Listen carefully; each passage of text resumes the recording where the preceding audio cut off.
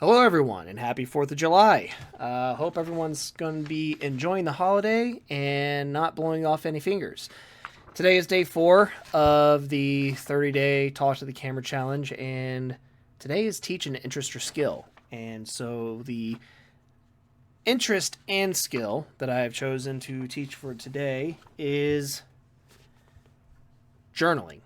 Something that I find extremely valuable. I've done this for about 10 years now. Started doing it I started doing it back when I was a teen, but then fell off it for a long time and then picked it back up about 10 years ago after I started reading a book called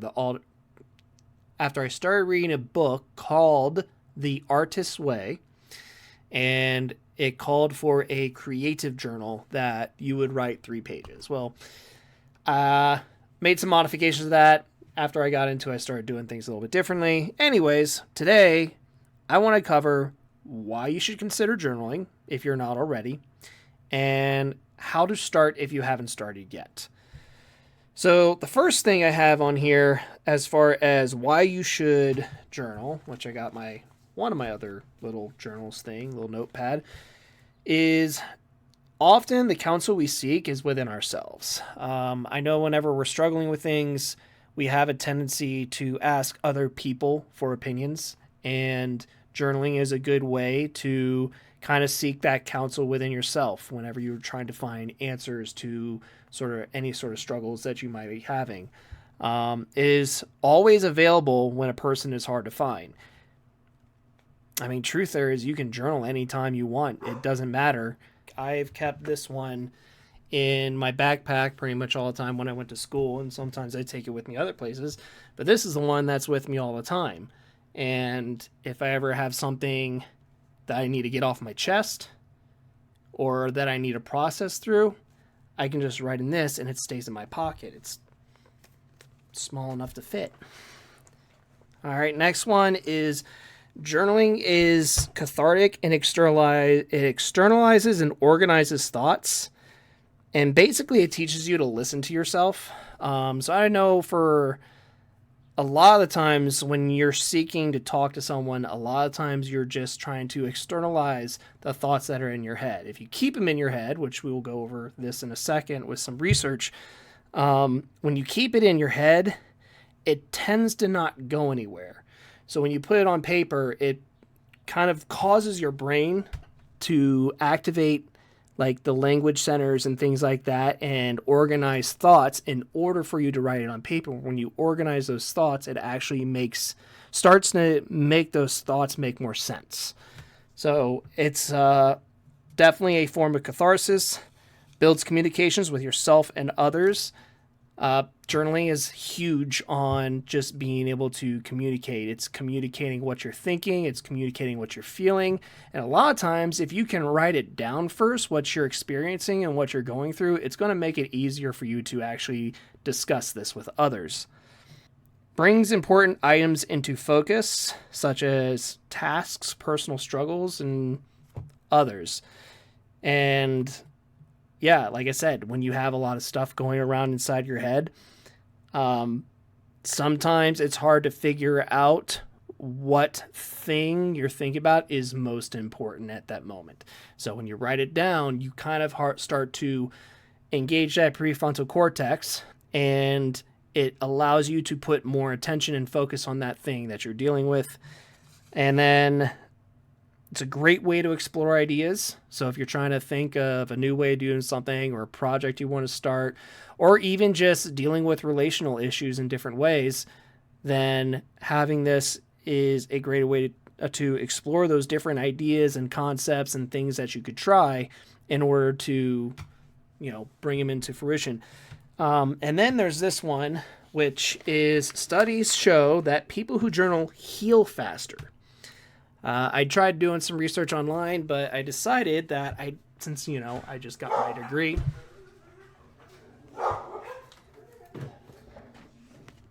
dogs.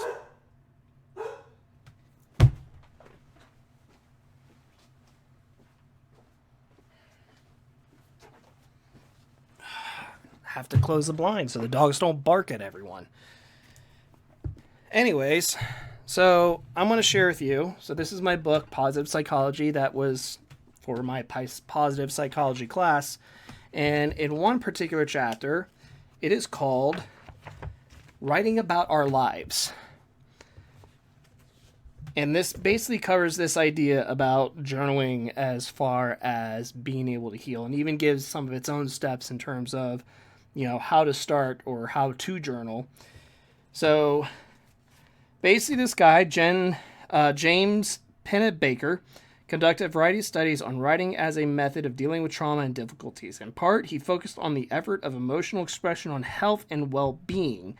His central question asked whether psychologists are right to assume that keeping it all inside is bad for one's mental health, as bad for one's mental and physical health. He concluded that confiding in others or sharing one's experiences can be therapeutic, and as mentioned previously, even the nonverbal expression of emotions through art or music can be helpful. His most surprising finding was that the simple act of writing down one's thoughts about traumatic events could be beneficial. And so this is where Pennebaker, he does a study, and essentially he took a bunch of college students, and he had one group who wrote about superficial topics, and then he had another group who wrote about, traumatic experiences. The group writing about traumatic experience showed a significant decline in visits to the University Health Center, exhibited better immune system responses, lower blood pressure, and reported less emotional stress. And then, those who wrote about the traumatic experience that they hadn't previously shared with others displayed the greatest improvement. Further benefits were found for those who were more self-reflective and receptive to their emotions. And then it says, a recent experiment study involved college students identified as chronically anxious. Those who were asked to write expressively about their feelings regarding their upcoming lab tasks performed more efficiently than a control group asked to describe their previous day's activities. So there's been studies on this that show that journaling does help. And often, like I said, those who tend to journal, especially on a regular basis, tend to heal more quickly, and this is because it pretty much allows you to process those thoughts, events, whether traumatic or just events that are causing anxiety. So there's been some studies on this. Now, the question is then, okay, you don't journal, how do you start? And this is often the one I feel like anytime I've asked my friends if they've journaled, especially the ones that haven't, who seem to not quite, because they think you have to go right into just knowing what to write about. And so the first tip I have is start easy and start cheap. And hang on.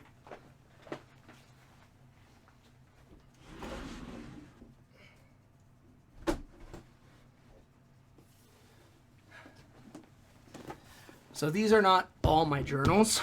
These are most of the early ones. And then I have another box that I'm starting to fill up here.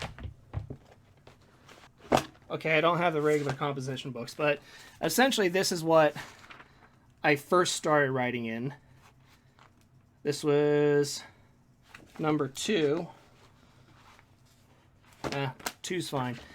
So my first 3 journals were just in these college ruled composition books, and they are a great way to start. You can pick up any cheap one. I'm sure there's ones that are less than $1. You can do wide ruled or whatever. I prefer college ruled because I like having more space on each page or more lines to write on. And then, so start cheap, start easy.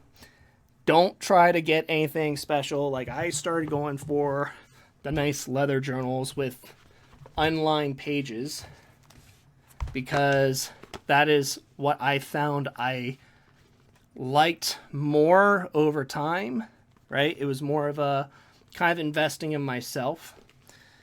So that is something you can do. And if you want to start that way out too, that's fine. Next tip was, now this is where the book will kind of diverge, and I'll get in that in a second, but I put just write about anything, doesn't matter what. If you are sitting there in front of your journal, you don't know what to write about. The one thing I've always told my friends is write about anything. Like, just write about how you don't know what to write about. If you're feeling frustrated about not knowing what to write about feeling frustrated, right? Literally write about anything. And once you start, the things that you want to write and talk about, like the concerns you have, the struggles you might be dealing with, those are eventually going to surface. And then because you're already in the process and the flow of writing, it's just going to go on the paper. And the real big thing there is just to not judge yourself as you're writing. This is your journal, no one else's. So you don't need to feel like what you're writing is going to be judged. And if someone reads it after you're dead, well, you're dead. It's not your problem anymore. Explore what ifs and ideas. And this kind of goes back to, like, again, the reasons why. You can explore, like, the positive outcomes of things. If you're anxious about things not working out a certain way, you can explore those positive outcomes. Like, what if things do work out the way you want it to? What if you do enjoy that job you aren't sure you want to take? Even the what ifs, as far as, like, I don't know. And then the last thing I put is try 1 to 2 pages per day. Or, like I said, you can do multiple short entries per day. In my bigger journal, I tend to stick to about 2 pages, front and back. So one piece of paper, front and back. This one, I will sometimes write like a few bullet notes. It may be a paragraph, an idea. It may be a specific feeling I'm feeling, or it may be a page, 2 pages. I've even written up to like 6 or 7 pages with this thing. I've even written 6 or 7 pages on the bigger journals when I really needed to. So those are kind of my tips. The book has a few different ones. It says write about any issue that currently concerns you. So I guess you could say that is write about anything. Find a location in which to write where you will not be disturbed. I feel like that's kind of helpful because if you're somewhere where, like, like there's been a few times, like I'm able to at least pick up where I left off most of the time.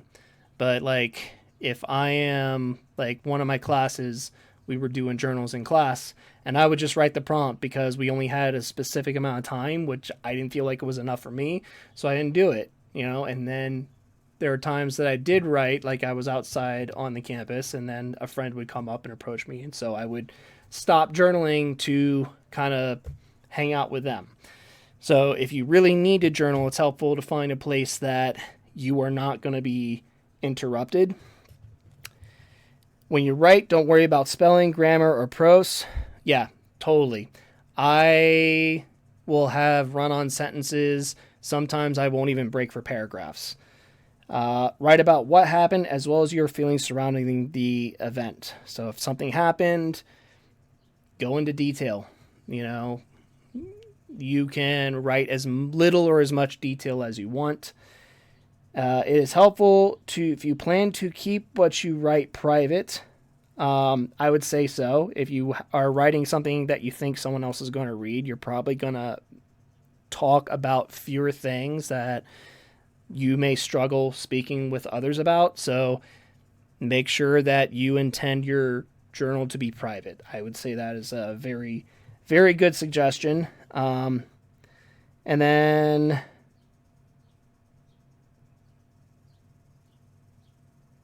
remember that after you're finished, you'll probably feel somewhat sad.